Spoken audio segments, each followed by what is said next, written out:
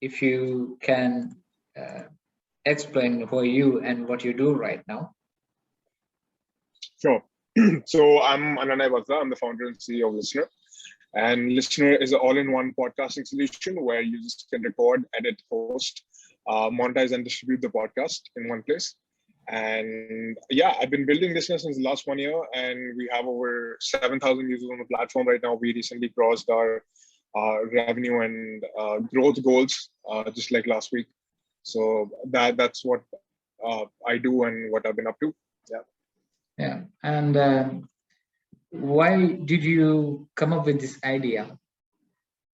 From where did you get this idea? So essentially, this was last year. This was back in September 1st, 2020. And this was when I wanted to create my own podcast. And I went online, I searched up a bunch of solutions and couldn't find anything that was relatively helpful for me. And the most popular solution, for example, that I found was Anchor FM, which was bought by Spotify a few years ago.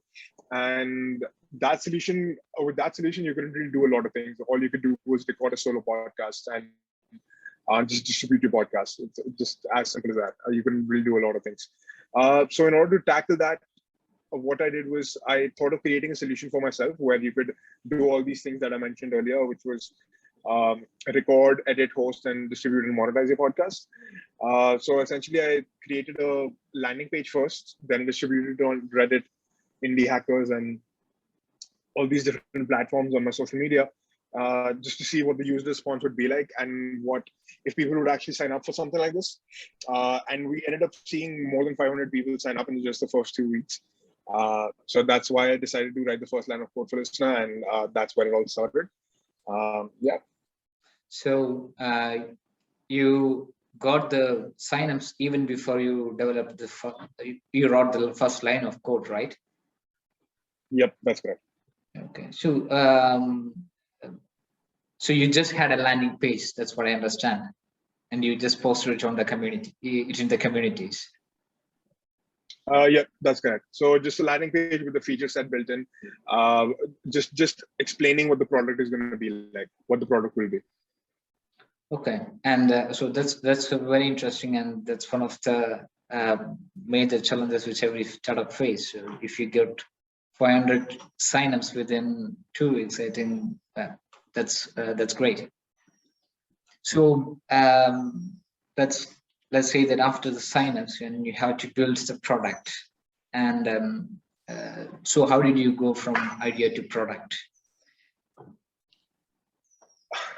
So essentially, I know how to code as well, but I'm not really a good coder. So what I did was I took help from a few friends and a few interns.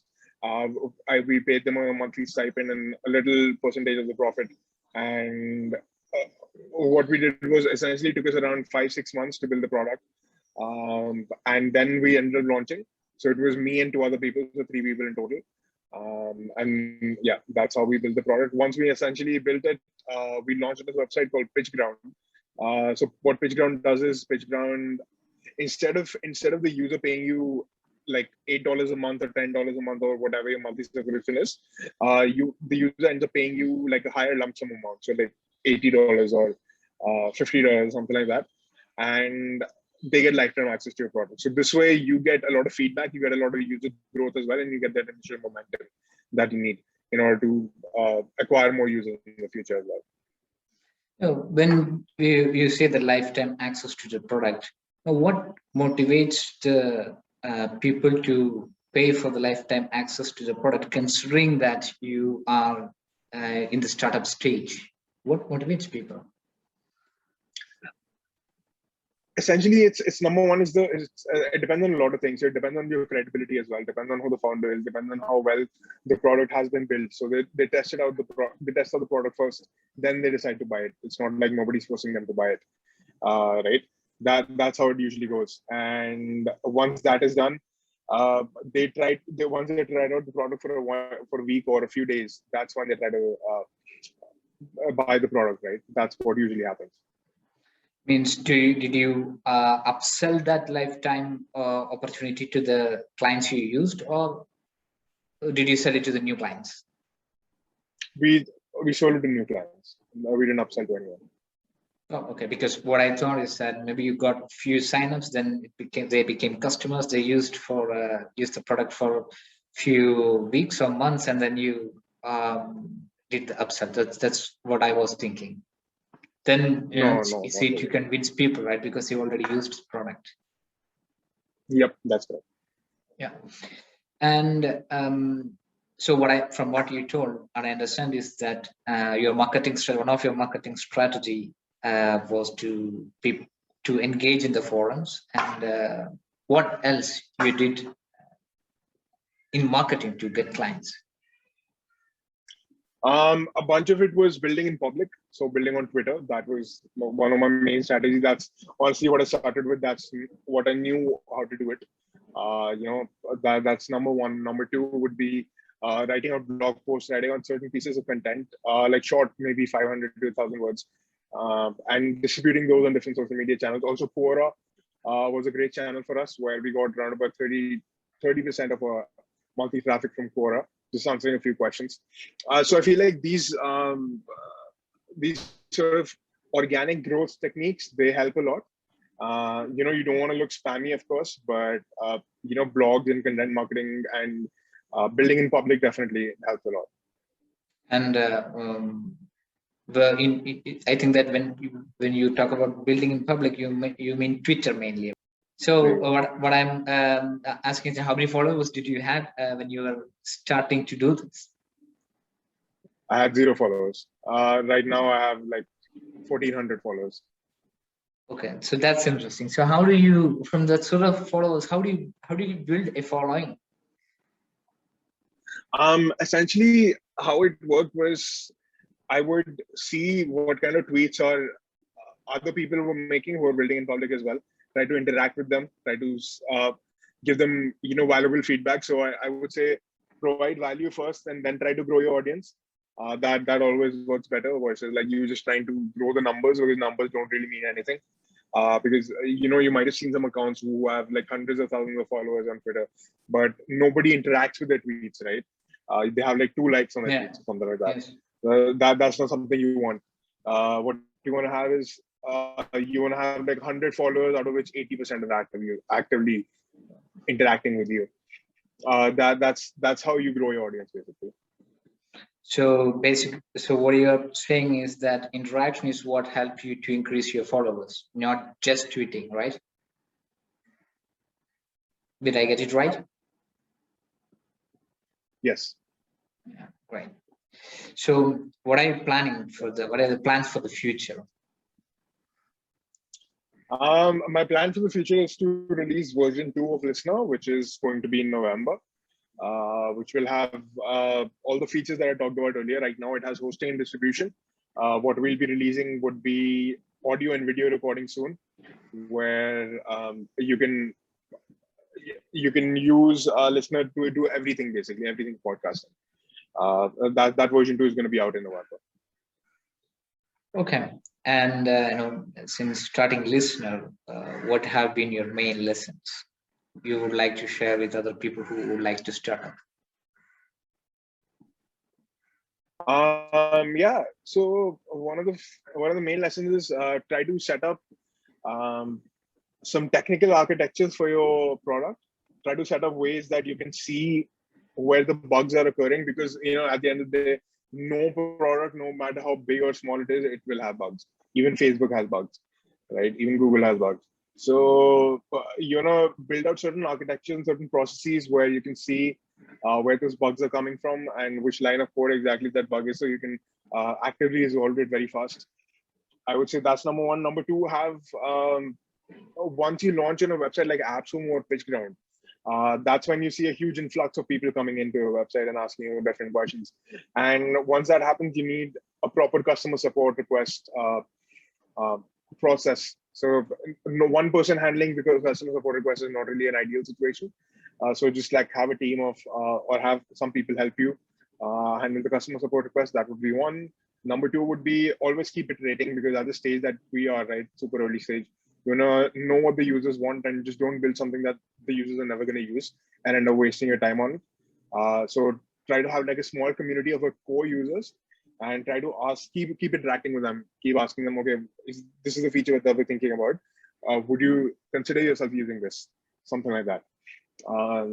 That's what you basically need to do. So iterate fast and try to get feedback, as much feedback as possible. Yeah. Okay, great. And what were the biggest obstacles you face, and how did you manage that? So some of the biggest obstacles that I faced was essentially a day or two after launch, right? So on the day of the launch, our app broke down because we saw this huge influx. So that was one of the biggest obstacles. We ended up getting the app up and running in 2-3 hours, but that was not a good start, essentially, because that's when we were getting a lot of momentum, and that's when the momentum went down. And that's not something that we wanted, but it happened and we had to fix it. So that's what ruined that initial momentum, you could say. But yeah, I think that was one of the biggest obstacles that I had during the journey. The start, basically. I think starting and figuring out things on the way is like a part of every entrepreneur journey. And can you tell a little bit more about how did you manage that? Because when a lot of potential customers come in and suddenly system breaks, what were the reactions, and how did you manage that? A lot of the users were very angry, I'll be honest, because they were like, okay, you're launching a product and it's down. Like, that's not really nice for a product launch. But we ended up managing it somehow. We ended up redeploying the backend on AWS and adding more error handling, seeing why the bug came out and which broke the backend. So that's what we did, and it took us a few hours to get it back up. Okay, right. And do you have any recommendations like books or blogs or maybe good Twitter handles for people who want to start up? Mainly about building from zero to few customers. I would say, Indie Hackers was a great resource for me. The website Indie Hackers, and I learned a lot of these techniques, like these growth hacking, SEO techniques. In fact, I learned about lifetime deals first on Indie Hackers. So I would say, run through Indie Hackers, like at least one time a day. You'll find something. You'll find a golden nugget over there usually. And that's what my recommendation has been to a lot of these people who ask me the same question. Besides that, I'm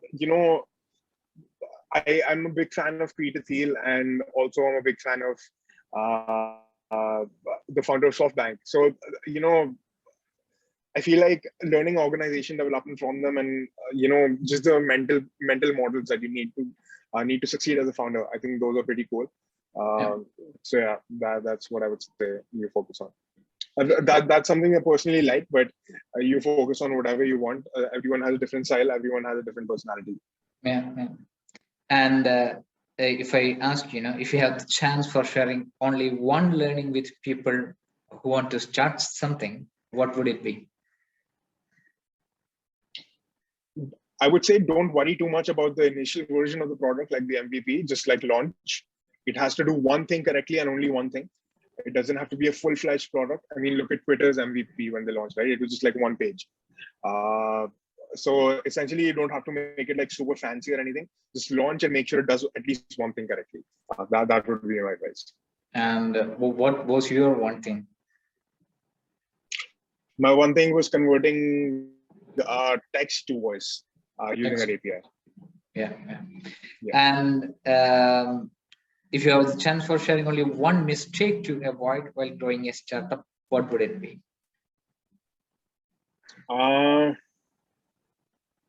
I would say, okay, that's a great question. Nobody's asked me that before.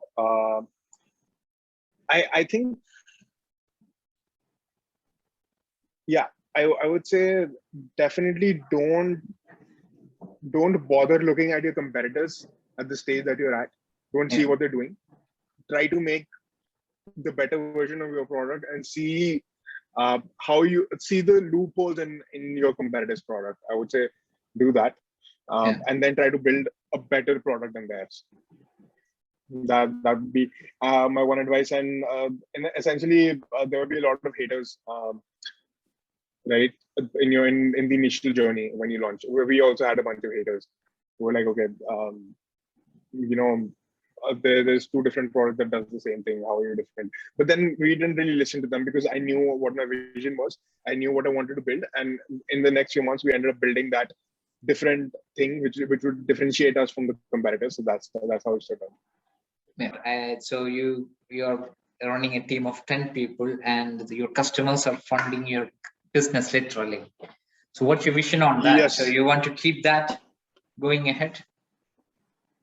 Yeah, definitely. Why would I not want to see that going ahead? And also one of my battles internally has been, okay, should I raise right now or should I keep bootstrapping? Yeah. Like what's the like what would be a better option at this scale? So essentially, once you have the initial traction, once you've reached sort of the PMF stage, that's when you want to raise. Or once you have PMF, that's when you want to raise, because that will just accelerate things a lot. But yeah, besides that, I think we might bootstrap for the next few months and then try to raise.